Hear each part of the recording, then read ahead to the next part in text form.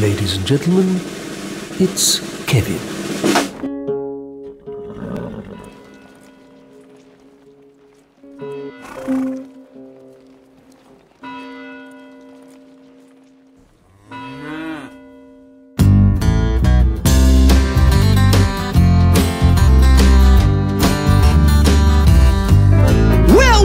To our show, it sure is good to see you folks.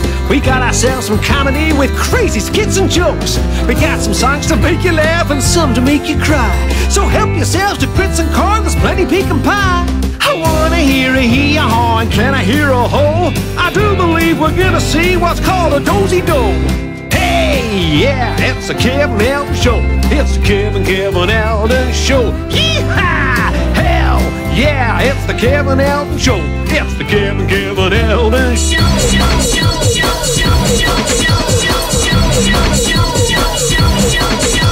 Got a show right here, it's smoking, token. Wanna see you laughing till you're joking. Got some jokes that pumping, humping.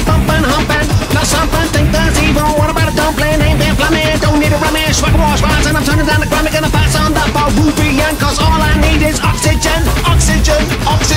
Oh, could you bring some oxygen? I really need some oxygen.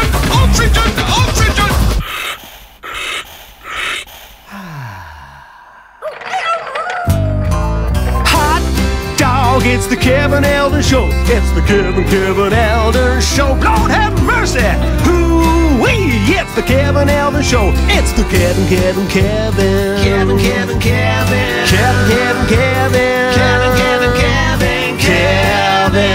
Eldon Show.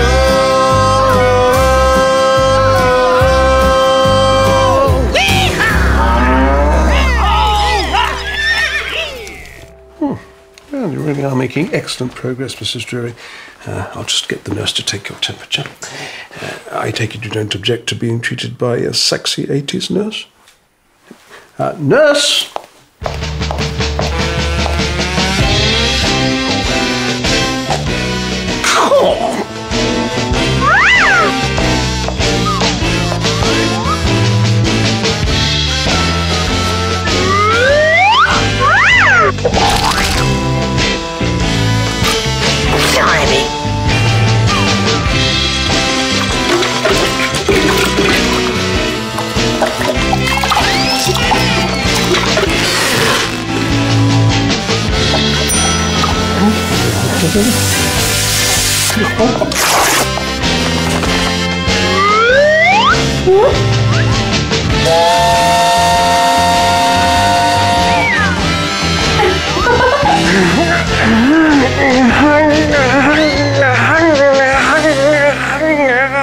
I'll see you the same time tomorrow, Mrs. Drury.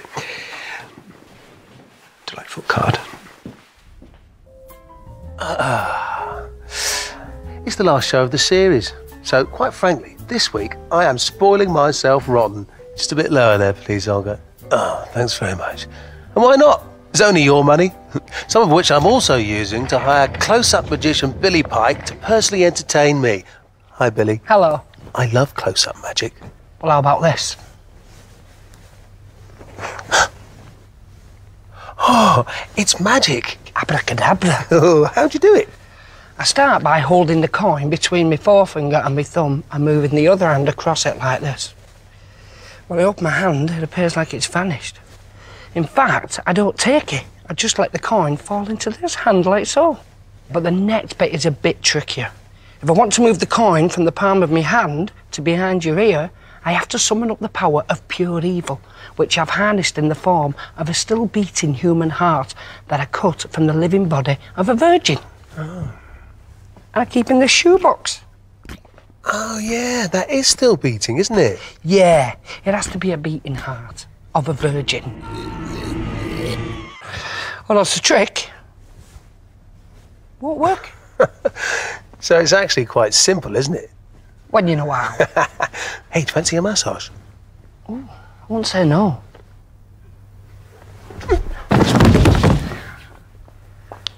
Be gentle.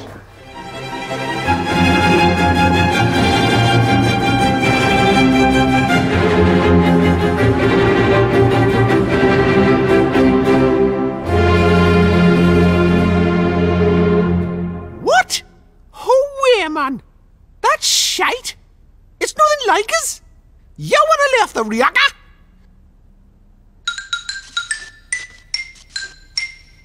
And now... excuse me, would you like a fight? No, not just now, thanks. Righto. And now, once more, to the White Coat window on the world of worldwide wonders with the lovely Wendy Wilson. Wendy, welcome, and wow, wow, woo. What's that? How are you? Fine, thank you. Marvellous. I bought some flowers. Oh, yes. Astra alpinus, imperiled in certain Canadian provinces.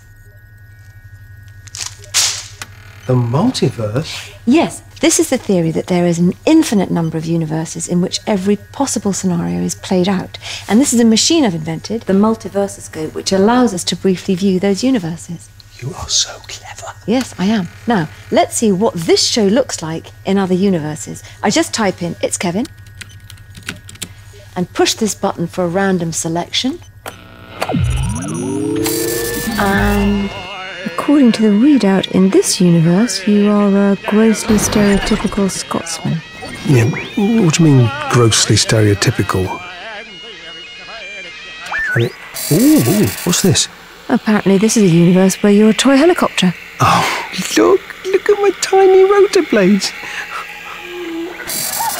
And this is you in a universe where there are no foot spars. No foot spars? Wow, we are through the looking glass here, people. And in this universe, there's only one foot spar. Oh, 1 foot spar.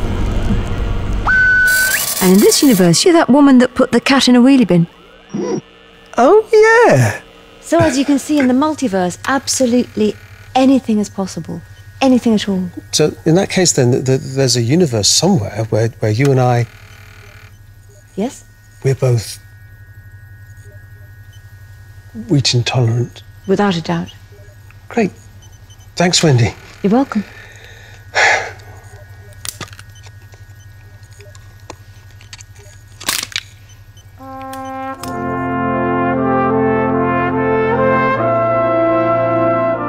Good evening, my name is Stanley Dewthorpe. I am a fictional man from the north of England. Fictional mind, fictional.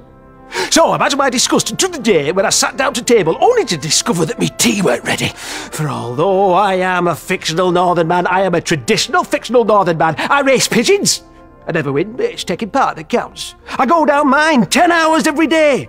They've been closed for years, but old habits. I keep whippets in freezer. Stops them going off so fast. So when I, a traditional fictional northern man, sit down to tea table, clock and mantelpiece striking 6, only to be confronted with naught but bare tablecloth, which were filthy, incidentally, a very ancient fury were ignited. "Wife!" I shouted. "Wife! Wife! Wife! Wife! Wife!" Decisions. There are small ones and not so small ones. And every now and then, you make a decision, don't you, that changes your whole life. I recently made a decision like that when I decided to foster a ghost. Do you want to meet her? Chloe! Chloe! She's really been through it, poor thing. She drowned in a peat bog around the middle of the 19th century whilst running away from a particularly brutal orphanage. I'm surprised she's as well adjusted as she is. Hey, Chloe, do you want to say hello?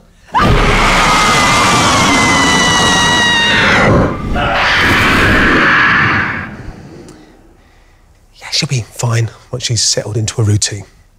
Won't you, Chloe? Just have to ignore this sort of thing, apparently.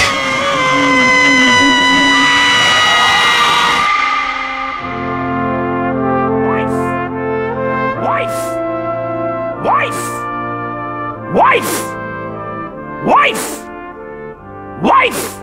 Did I get an answer? Did that bugger your zec like dry Stonewall? I was about to take my temper out on my pipe rack, and not for first time either, when I heard somebody slipping in. "Oh, how very kind of you to make an appearance, lady," I quipped sarcastically. "And what time do you call this?" "Time you found a wife," said old Tom from next door, for it was he. "Me and the missus is sick of this, 6 o'clock every bloody night, this racket kicking off. If you don't stop shouting, 'Wife! Wife!' we're going to tell council, then you get what for." Well, I couldn't very well much say to that, could I? Because I'd ruptured me larynx shouting, "Wife! Wife! Wife! Wife! Wife! Wife! Wife!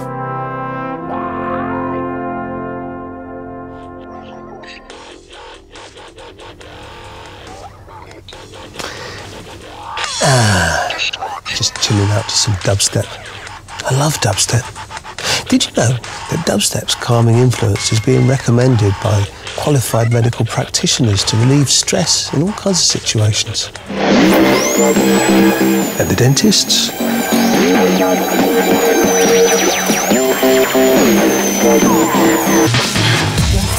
During labour?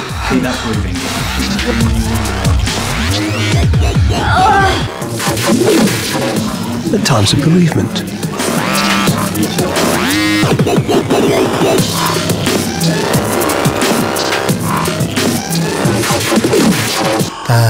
Dubstep.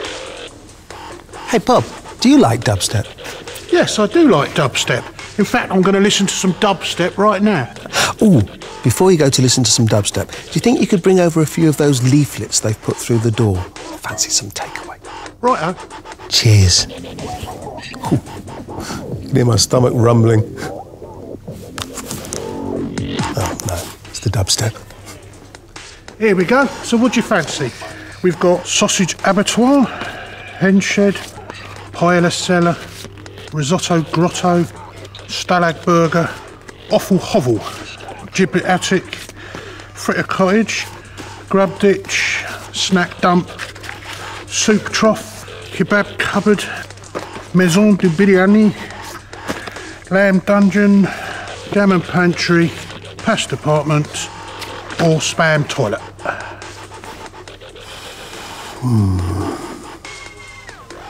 Could you do us a cheese sandwich, Bob? Coming up. Thanks, Bob! There's everything you need at a price you'll love at Fortune Cruncher. Darling, a pack of 4 kitchen rolls for £5,000.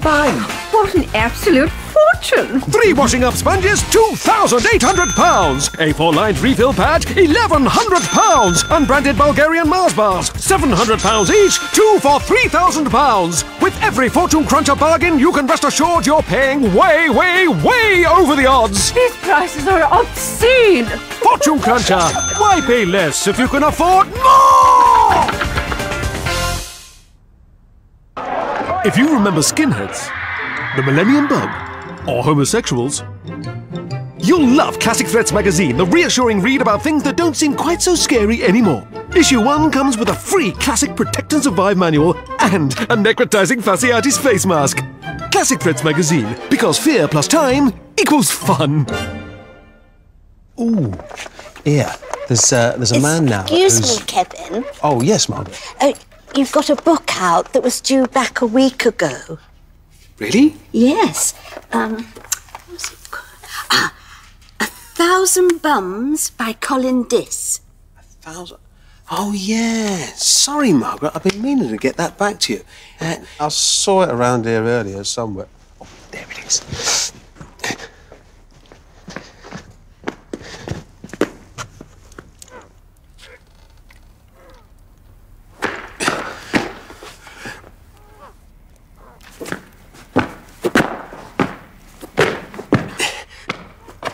Yeah, sorry about that, Margaret. Here you are. Oh, not to worry.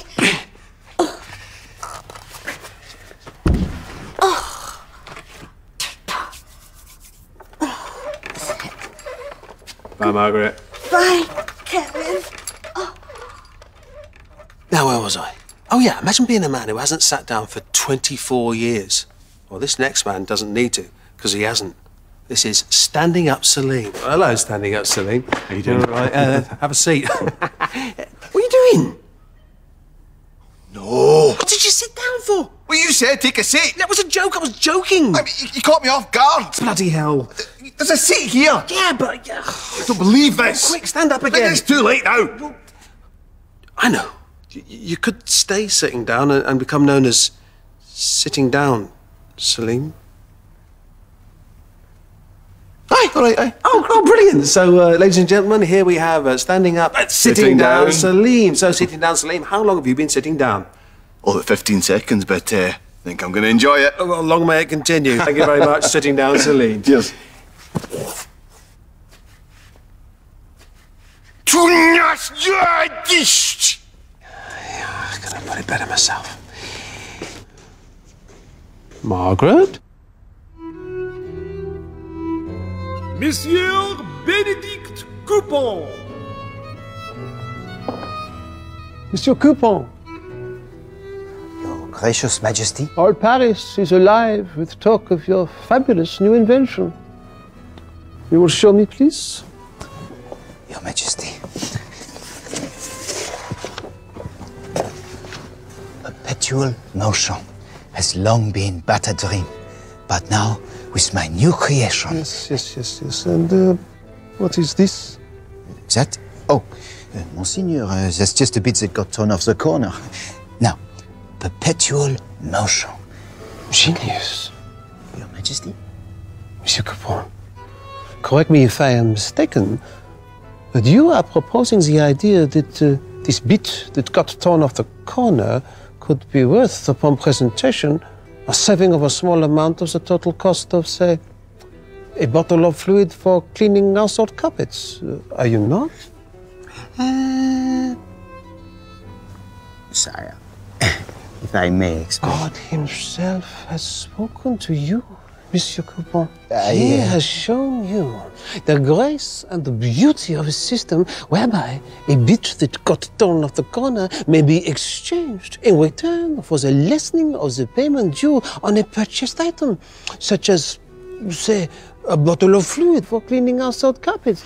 And now, no doubt, my dear Monsieur Coupon, you come here to Versailles to beg me to allow you to name this new modern wonder the Louis XIV after me. Yeah? They will not allow it, Monsieur Coupon. Oh no. This work of ingenuity shall bear your name. And in ages to come, whenever people tear a bit off the corner, which upon redemption represents a modest reduction of the chargeable sum levied upon, say,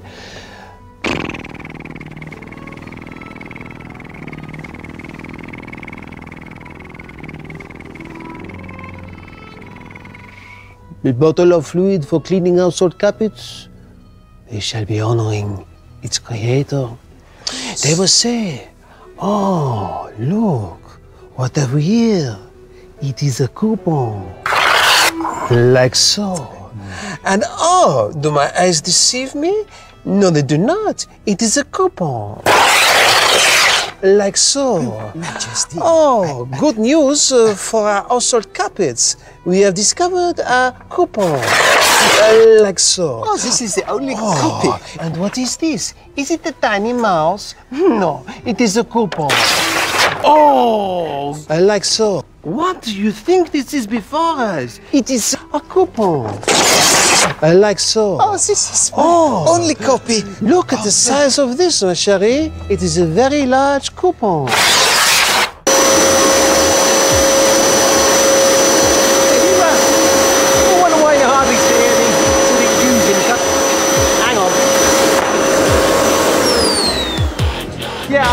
Up. Bob. Bob. Bob. Sorry. Thanks. Yeah, I've had a bit of an accident. Just hoovering up my granddad's ashes. Kevin? Kevin? Have you seen my ashes? My collection of different ashes? Oh, hello, Grandad. No, I haven't seen your collection of different ashes, no. You're acting very suspiciously, Kevin. I'm not sure I believe you. If I find a handkerchief... Ooh, my. That's a fancy Dan modern contraption. What is it? A compact disc? A moon rocket? No, Grandad, it's a bagless vacuum cleaner. Bagless? Bagless, you say? A bagless vacuum cleaner? Impossible. Dear. The very idea. Bagless. That was close. He's right, though. How does it work? Got the manual here. Vortex Bagless vacuum cleaner. Bagless? Literally makes dust a thing of the past. They literally have no idea what the word literally means. So how does it work then?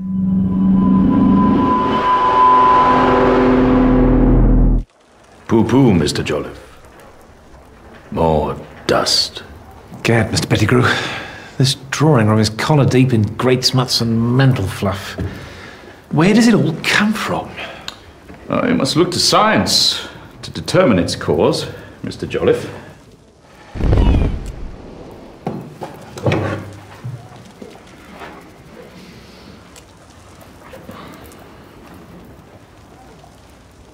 If I am not very much mistaken, these are particles of the future.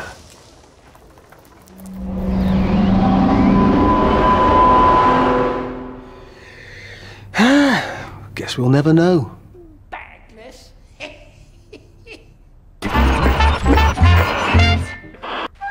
Hello, and welcome to this week's edition of Cavalcade. Cavalcade was a children's programme which ran on the BBC between 1953 and 1956. Its presenters were Uncle Derek Worthington and Auntie Bunty Jones, and they were firm favourites with young and old alike. Here we have a rare clip from their 1954 Christmas Eve show in which they're sharing some friendly banter with special studio guest, philosopher and mathematician Bertrand Russell.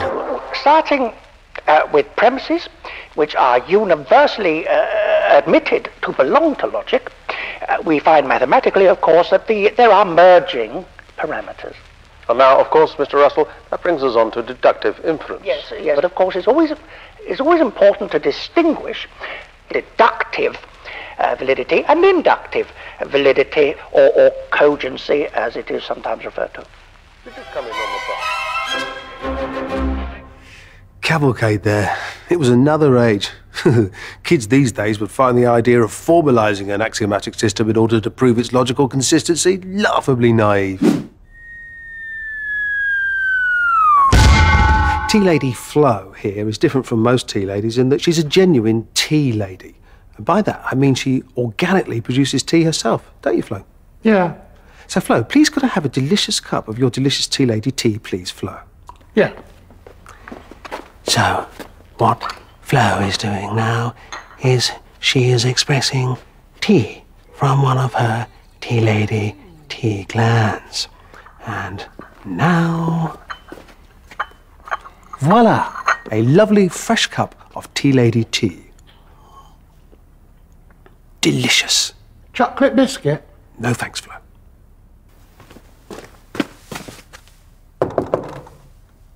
The door is unlocked. Please come in right away. Please hurry up. Not got all day. Good morning to you. Hello and how do. Now, may I ask, what's the problem with you? You're not my usual doctor. Oh, he's absent away, not at his station. He's gone off to Cornwall to have a vacation. Yeah, what's all this rhyming? I hate rhyming. Oh, rhyming? I have to. It would be no use if I failed to do rhymes when my name's Dr. Seuss. But I've got this rash on my leg. Yes, I can see there are red spots on your leg. The reason must be that you've eaten blue eggs. What on earth are you talking? Stop rhyming. Rhyming drives me mad. The blue eggs you've eaten have turned your legs red. I prescribe the black milk of the Drecklington Dread. I'm warning you. Drecklington Dread is a chicken with hair. It looks like a dog, but smells like a bear. All right!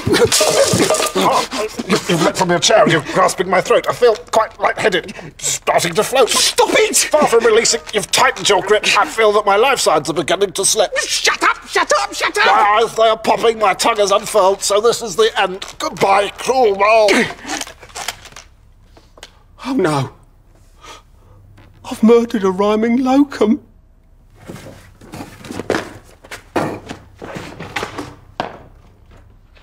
Now that's a punchline. Thanks, Alison.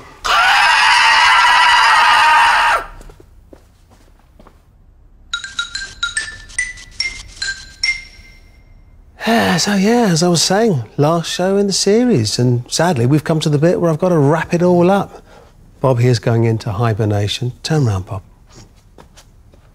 Casey wakes up, goes off wondering, you know. In you get.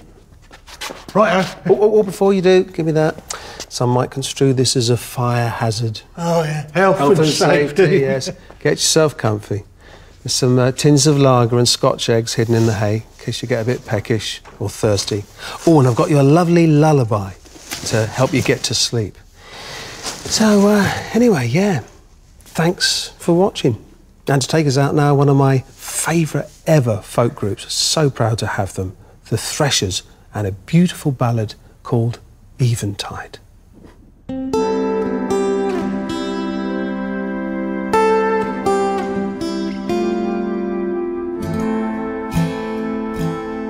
When dusk is come and day is done, and all are homeward bound,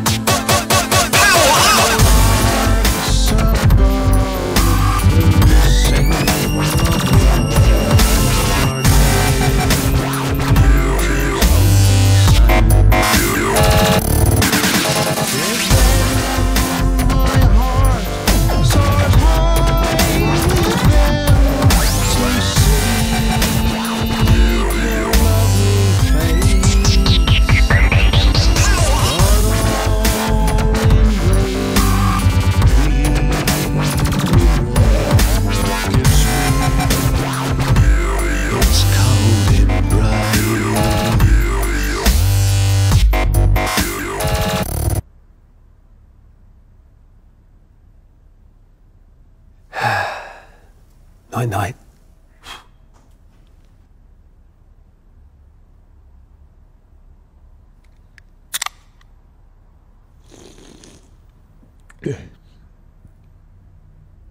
And coming up next on BBC Two, and coming up next on BBC Two, and coming up next on BBC Two, and coming up next on BBC Two, and coming up next on BBC Two, and coming up next on BBC Two, and what next on BBC Two, and coming up next on BBC